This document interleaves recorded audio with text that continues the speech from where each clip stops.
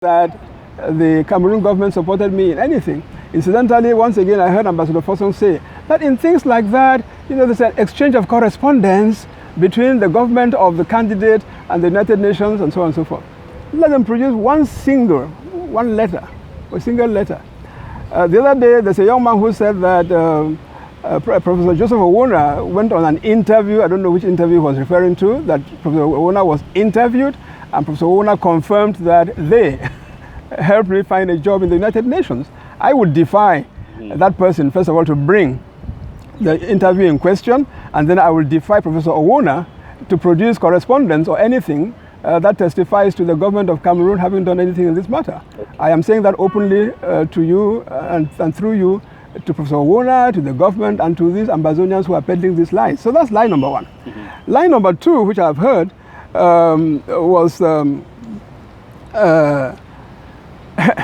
in around the 20th or 22nd of July last year, when Mr. Wilfred Stasang was the one who opened the first shots against me.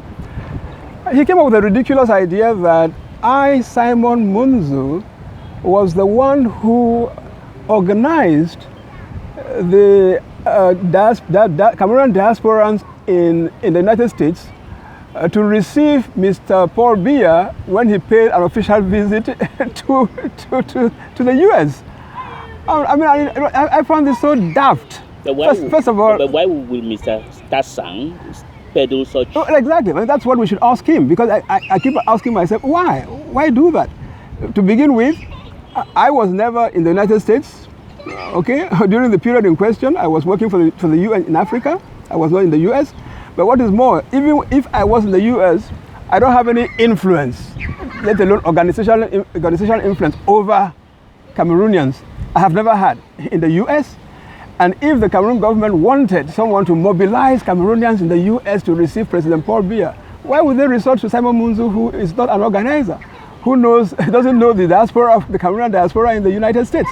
So I mean, when I hear petty statements like that, I mean, it makes you really want to, just as again, we mentioned Dr. Yombang. Yes. Dr. Yombang, in one of those around the time that Tassan came up with this thing, Dr. Yombang, purporting to substantiate, to add to the kind of person that Munzu is, went on to ask rhetorically, asking me rhetorically in his write-up, do I remember what President François Mitterrand of France said to me, Simon Munzu, when he received me in audience in Paris?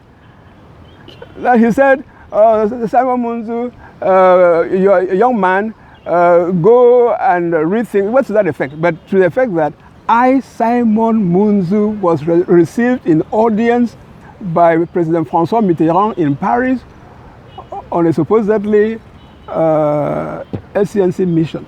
So I mean, I just, or you find Fosong, Ambassador Fosong says that, I mean, he twisted a story that